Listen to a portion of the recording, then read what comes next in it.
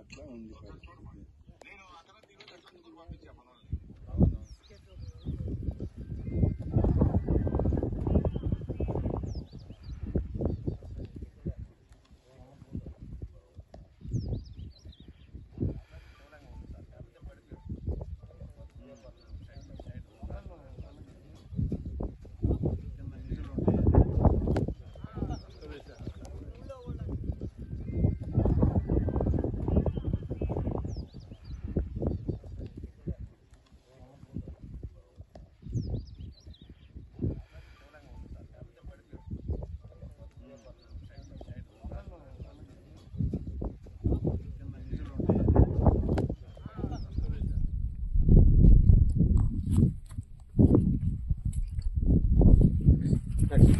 వస్తే ఇక్కడ ఒక గుడి ఉన్నింది, పలానా గుడి లోపల శివలింగం ఉందంట, అది పడిపోయి ఉందంట. నేను పోలే లోపలికి.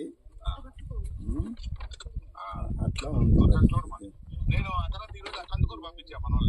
అవునవును అవును, కందుకూరు మాల్కొండకు పోయేసి ఈరోజు అంతా ఏదైనా వాళ్ళు మొత్తం టైల్స్ నేను చూస్తే చెప్తున్నా, మొత్తం టైల్స్ అతికి, గ్రానైట్ టైల్స్ అతికిచ్చేసారు, గుడే కనబడుతుంది. మీరు చెప్పారని ఈరోజు యశ్వంత్ని పంపించా, మా ఒంగోలు సీఏ వెళ్ళేసి రిపోర్ట్ ఇచ్చాడు. ఫుల్ రిపోర్ట్ మనం ఏం చేయాలో అప్పుడు ఆలోచిద్దాం ఒకసారి. Okay okay.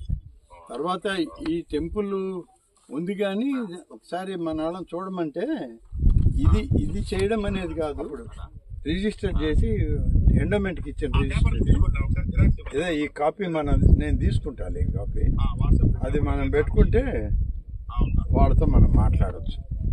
అంటే దీన్ని వేరే ఆలయం కట్టాలనేది అప్పట్లో పూర్వీకులు ఎవరిచ్చారో దాదాపు 100 ఎకరాల భూమి కూడా ఉంది ఆలయానికి. పెరుమాళ్లపాడు నాగేశ్వర స్వామి గుడి కాడికి పెన్నలో ఇది పుడిపోయింది చూడు, మన చేజర్ల మండలంలో. అవును, పెన్నా నది మధ్యలో ఉంది ఇది. అంటే పూర్వం ఆలయం ఊరు అంతా ఉండేది. ఇసుక గాలికో లేకుంటే ఇసుక వరదలు రావడమో, ఇసుక తుఫాన్లోనో మొత్తం పూడిపోయి ఉంది. చుట్టూ ఆలయం కూడా పాడైపోయిందిలే. కాకుంటే ఇది దానికోసం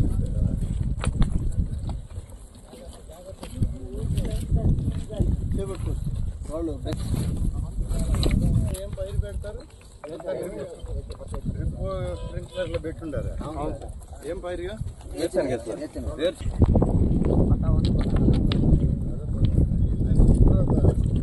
మేట ఫుల్గా ఉంది.